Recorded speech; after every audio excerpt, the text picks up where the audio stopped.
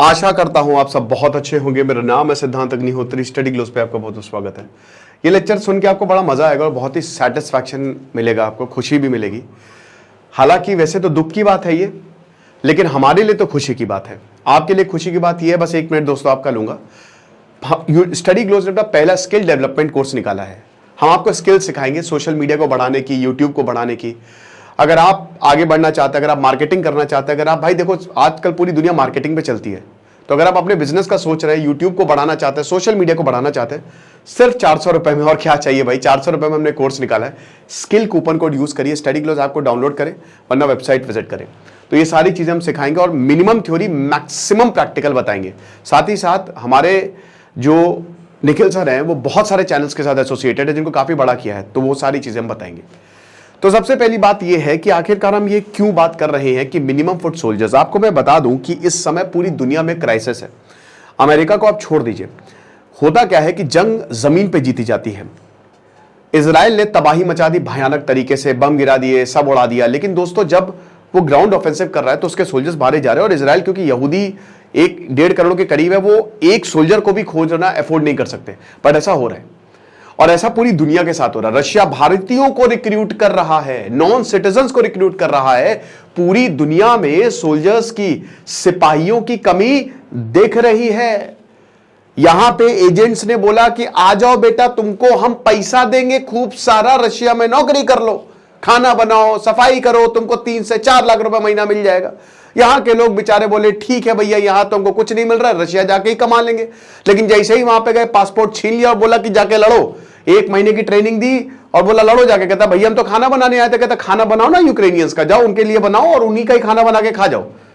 फिर पता चला उनका खुद का ही खाना बन गया, वहां पे मर गए 1-2 भारतीय, तो बहुत बुरी हालत। फिर उसके बाद इंडियन एम्बेसी ने इस पर संज्ञान लिया, नरेंद्र मोदी ने यह बात व्लादिमीर पुतिन से बोली और फिर जाके रशियंस जो वहां की मिलिट्री थी सारे इंडियंस को वापस भेजा है। तो यह बताता है कि भाई फुट सोल्जर्स की पूरी दुनिया में कमी होती जा रही है। और ये आप मान के चलिए ये होती जाएगी, क्योंकि पॉपुलेशन रही है घट। 850-900 करोड़ पे हम हैं। भारत के पास 30 लाख सोल्जर्स है, दुनिया के सबसे ज्यादा सोल्जर्स भारत के पास हैं। इसीलिए इंडिया इस दुनिया की सबसे टफेस्ट आर्मी है। और तभी अग्निवीर का क्रिटिसिज्म हो रहा है। You need foot soldiers. आपके पास अगर अच्छी इन्फेंट्री होगी तभी आप जंग जीतेंगे। इतिहास गवाह है दोस्तों। और देखिए, it's not about quality, it's not about quantity, quality quality matter करती है। एग्जांपल के तौर पे कि जब सेकेंड बैटल ऑफ पानीपत हुई, फर्स्ट बैटल ऑफ पानीपत हुई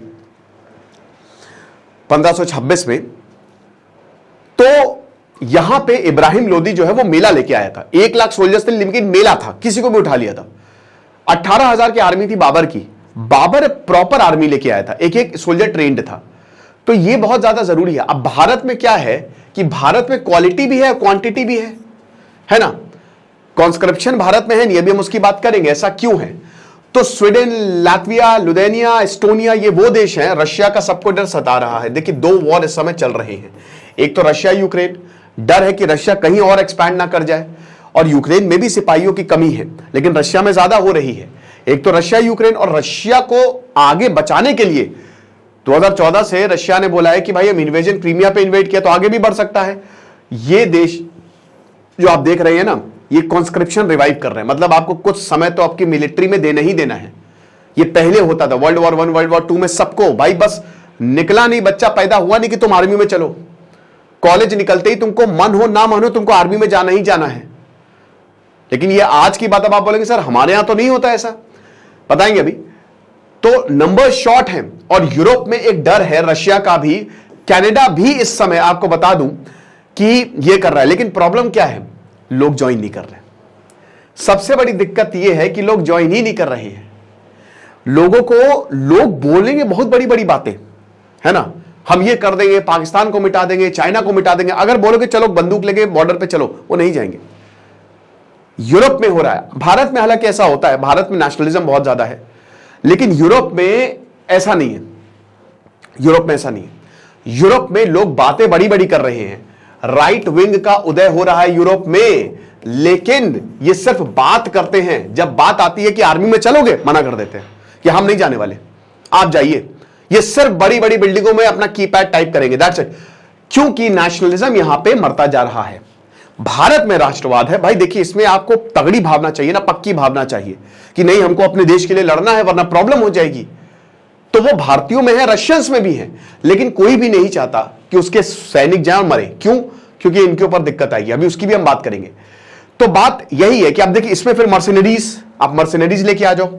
अब मर्सिनरीज क्या है, जैसे वैगनर ग्रुप क्या होते हैं कि बहुत सारे ऐसे ग्रुप हैं, आप उनको कॉन्ट्रैक्ट दीजिए, वो आपके बिना पे लड़ेंगे। अमेरिका ने ये किया, जब रशिया ने वैगनर ग्रुप को लाया तो बहुत क्रिटिसिज्म हुआ रशिया का कि ये हत्यारे हैं, ये हुआ। अमेरिका ने भी यही किया, अमेरिका ने दूसरे ग्रुप्स को पैसा दिया इराक वॉर में। तो वो जो मर्सिनरीज थे, मतलब आप पैसा दो वो आपके लिए काम करेंगे, आपकी मिलिट्री नहीं जाएगी, आप पैसा देके उनसे मरवाओ सबको। तो अमेरिका ने भी सेम चीज किया, तो अमेरिका का क्रिटिसिज्म क्यों नहीं हुआ? क्योंकि अमेरिका कंट्रोल करता है। अब आप ये देखिए कि पूरी दुनिया का मैप, ये बहुत इंपॉर्टेंट मैप है दोस्तों। क्यों मैप है?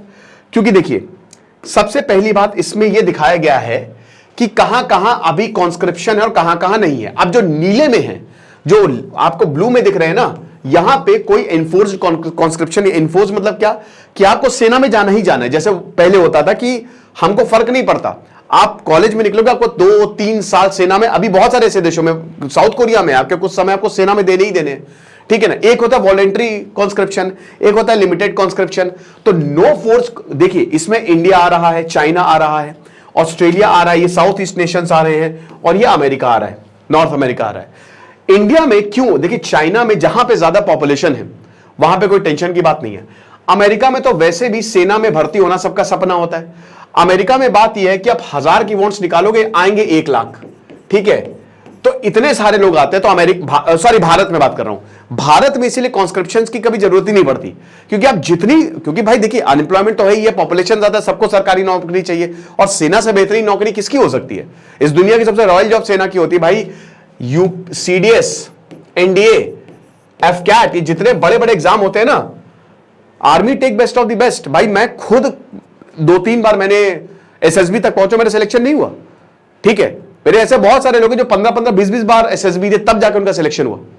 तो Indian army take best of the best. तो इंडिया को जरूरत ही नहीं पड़ती है भाई, क्योंकि इंडिया में इतने सारे लोग आ जाते हैं, आप जरा सी वोट्स निकालोगे बहुत सारे। और ऐसे ही अमेरिका में भी है, नॉर्थ अमेरिका में भी यही हाल है, चाइना में भी अच्छी खासी पॉपुलेशन है, ठीक है। और ऑस्ट्रेलिया में भी सेम चीज है। ऑस्ट्रेलिया की टेंशन इतनी ज्यादा नहीं है। कॉन्स्क्रिप्शन वहां पे आपको जरूरत पड़ती है जहां या तो आप वॉर में हो, अगर आप वॉर में हो तब तो आपको कॉन्स्क्रिप्शन की जरूरत है। लिमिटेड कॉन्स्क्रिप्शन, अब रशिया में लिमिटेड कॉन्स्क्रिप्शन है कि आपको आना पड़ेगा। अगर आपने सेना में कुछ वक्त बिताया है, या अगर आप सेना में आना चाहते हो, या अगर आपकी उसमें एक्सपर्टीज है तो आना पड़ेगा। तो ज्यादातर लिमिटेड कॉन्स्क्रिप्शन आपको देखने को मिलेंगे, ठीक है ना। कॉन्स्क्रिप्शन आपको बहुत ही कम जगह देखने को मिलेगा। कुछ अफ्रीकन देशों में आपको देखने को मिलेगा कि आपको आना ही आना है, हम कुछ भी नहीं जानते। ईरान में आपको देखने को मिलेगा, ईरान, इराक और ये जो वेस्ट एशिया है ना, यहां पे आपको देखने को मिलेगा। टर्की में आपको देखने को मिलेगा, ठीक है ना। इजिप्ट में आपको देखने को मिलेगा कि यहां पे, इजराइल में भी है। तो यहां पे यही है कि भाई आपको आना ही आना है, कुछ समय तक आपको आर्मी में देना ही देना है, उससे हमको कोई मतलब नहीं है। तो वो कॉन्स्क्रिप्शन है, समझ रहे हो। लेकिन दिक्कत वही है, कॉन्स्क्रिप्शन जैसे अब ये अगर आप देश देखो जितने भी जहां पे कॉन्स्क्रिप्शन है, तो वो क्या सिग्निफाई कर रहे हैं? ये ऑलरेडी देश कॉन्फ्लिक्ट में है, इजराइल कॉन्फ्लिक्ट में है, वेस्ट एशिया कॉन्फ्लिक्ट में है, तो इनके पास कोई भी चारा नहीं है। रशिया ने भाई जैसे वैगनर ग्रुप यूज किया, तो अमेरिका ने भी वही यूज किया। बहुत लोग जो है यूज करते हैं। यूनाइटेड नेशन जो है इन मर्सिनरीज के लिए खिलाफ रहता है कि आप कुछ भी करोगे ऐसे पेड ग्रुप को यूज नहीं करोगे, क्योंकि सही नहीं। लेकिन दोस्तों ऐसा कुछ हुआ नहीं है। भले यूनाइटेड नेशन कहता है कि तुम इन मर्सिनरीज ग्रुप को यूज नहीं करोगे, बट यूनाइटेड नेशन ने अभी तक इस पे जो लॉ बना उसको इंप्लीमेंट नहीं किया। कि हर देश ये करता है, चाइना भी कर रहा है, रशिया भी कर रहा है, अमेरिका ने भी ये ऐसा किया हुआ है, ठीक है ना। इससे फर्क ये होता है ना कि देखिए भाई, रशिया जैसे अभी क्या हो रहा है कि रशिया के जो सोल्जर्स हैं वो लड़ रहे हैं, उनके सिटीजन्स लड़ रहे हैं। तो अभी क्या हुआ था ना कि रशिया में गुस्सा था कि भाई हमारे बच्चे वहां पे जाके मर रहे हैं। देखिए क्या होता है कि एक परिवार में जिसका जाता है ना कोई, जिसके परिवार में मौत होती है, उसको पता है उसके ऊपर क्या बीतती है। जिस बच्चे को बच्चा जान होता है माँ बाप की, ठीक है ना। जब आप शादी करते हैं ना, उसके बाद जब आपका बच्चा होता है, आपकी जान उसमें बसती है, क्योंकि आप उसको पालते हो, पोसते हो, उसको बड़ा होते हो, वो देखते हो। और जब वो मान लीजिए खुदा ना खास्ता उसकी युद्ध में मौत हो जाती है, कुछ हो जाता है, तो इंसान, परिवार टूट जाता है। तो यहां पे लोगों में गुस्सा होता है कि भाई हम अपने लोगों को क्यों भेजे, तुम्हारी सनक की वजह से हमारे परिवार से लोग क्यों जाए। लेकिन फिर वही यहां पे नेशनलिज्म आता है। ये नेशनलिज्म चला था पहले, आज चीजें बिल्कुल अलग हो गई हैं। आज लोग अपने बारे में ज्यादा सोच रहे हैं। आज लोग पढ़ लिख गए हैं तो उनको पता है कि लिबरल माइंडसेट, इंडिविजुअलिज्म कितना इंपॉर्टेंट है। तो इसीलिए यूरोप में क्या है ना कि यूरोप में बोलेंगे लोग लेकिन वो आर्मी ज्वाइन नहीं करेंगे। फिर उसके बाद जब दूसरी, जैसे मान लीजिए कि आपके सिटीजन्स नहीं है तो आपके पास क्या यहां पे ऑप्शन बचता है, आप दूसरों को ले आओ। अब जैसे मान लीजिए ये मर्सनरी ग्रुप है, या जैसे रशिया ने इंडियंस को रिक्रूट किया तो मर कौन रहा है? इंडियंस मर रहे हैं। मर कौन रहा है? Mercenary group. तो उसमें कोई आपके ऊपर सवाल भी नहीं उठाएगा। तो यहां पे सरकार भी सेफ है।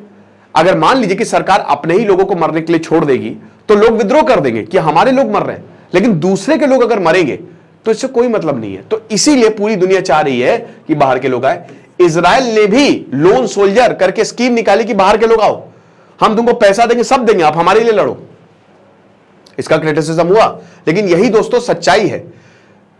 अब देखिए सरकार यूरोप में क्या है कि यहां पे मॉरल और एथिकल बाउंड्री जो है मिलिट्री सर्विस को लेकर उसको इंक्रीज कर रही है। जर्मनी जो है वो अपनी सेना बढ़ाना चाह रहा है। हालांकि जर्मनी ये नहीं कहता कि बाहर से लोग आए जर्मनी, लेकिन ये है कि भाई देखिए यूरोपियन यूनियन से लोग आ सकते हैं, हम भले ही बाहर से, पाकिस्तान से, भारत से लोग ना मंगाए, लेकिन यूरोपियन यूनियन से आ जाए। अब देखिए इसमें यूरोपियन यूनियन सिटीजन्स तक ही लिमिटेड है, लेकिन दोस्तों ये बिल्कुल कोई डिनाई नहीं कर सकता कि ये पॉलिसी में शिफ्ट देखने को मिला है। और साथ ही साथ यहां पे हमको ये जंग जीतनी है, और जंग जीतने के लिए हमको कहीं से भी लोगों को उठाना पड़े, हम उठाएंगे। आप ये समझिए, ठीक है ना। तो जर्मनी जो है, अब भाई Germany world war 1, world war 2, अब तो जर्मनी बहुत शांत है। तो जर्मनी कह रहा है कि हम सोल्जर्स को एनलिस्ट करेंगे, 3000 से 7000 ट्रूप चाहिए नेटो को, अगर आपको रशिया को रोकना है। अब ये 3000 से 7000 ट्रूप कहां से आएंगे? अगर यूरोप में कोई इंसान लड़ेगा नहीं, बोला कि भैया हम क्यों अपनी जान दे, तो फिर ये सब कहां से आएंगे? वैसे भी जब वॉर होता है ना तो लोग नहीं जाते। रशिया यूक्रेन का वॉर है, कोई भी रशिया से लड़ने नहीं जाएगा। वॉर कौन भाई सपोर्ट करेगा? और वहीं से जीत और हार आपकी तय होती है। इसीलिए तो रशिया अभी तक जीत नहीं पाया, यूक्रेन को इसीलिए अभी तक जीत नहीं पाया, अभी तक वो वॉर में है, क्योंकि कहीं ना कहीं सोल्जर्स की कमी पड़ रही है। 450 कोलंबिया ट्रूप्स जो है यूएई ने रिक्रूट किए कि हूती से लड़िए आप जाके, ठीक है। इजराइल को भी वही लोन सोल्जर्स की, भाई नॉन इजरायली जो है वो हमारे लिए आके लड़े। भले ही जर्मनी जो कह रहा है कि ठीक है खाली यूरोपियन यूनियन से ही हम सोल्जर्स लेंगे, लेकिन बाकी यूरोप देश कह रहे हैं कि भाई कहीं से भी सोल्जर्स आ जाए, बस सोल्जर है, हमको कोई फर्क नहीं पड़ता है, ठीक है ना। यूरोपियन कंट्रीज जो है, अब यहां पे ये बता रहे हैं कि एलिजाबेथ ब्रो बताते हैं कि भाई आप जो इमाइग्रेंट्स हैं, जैसे फ्रांस में या पूरे यूरोप में बहुत सारे इमाइग्रेंट्स हैं, आप उनको एज अ सोल्जर्स यूज करो। वेस्ट एशिया से बहुत सारे लोग हैं, आप उनको यूज करो कॉन्फ्लिक्ट की वजह से, तो उनको एज अ सोल्जर रखो ना। जैसे फ्रांस में लीगन फोर्स है, ठीक है ना, तो ये लीगन फोर्स क्या करती है, ये यही इमाइग्रेंट्स को यूज करती है।